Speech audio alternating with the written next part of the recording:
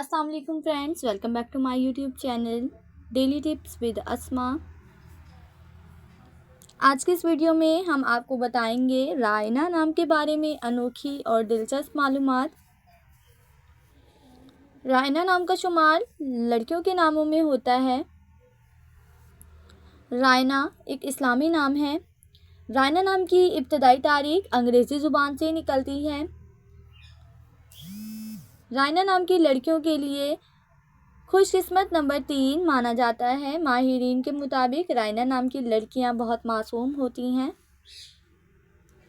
रायना नाम का मतलब है खूबसूरत शहजादी।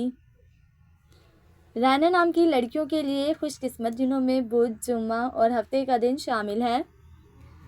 रायना नाम के अफराद के लिए मुवाफिक रंगों में पीला, नीला और सफ़ेद रंग शामिल है। रायना नाम के अफराद के लिए मुवाफिक पत्थरों में हीरा पत्थर शामिल है।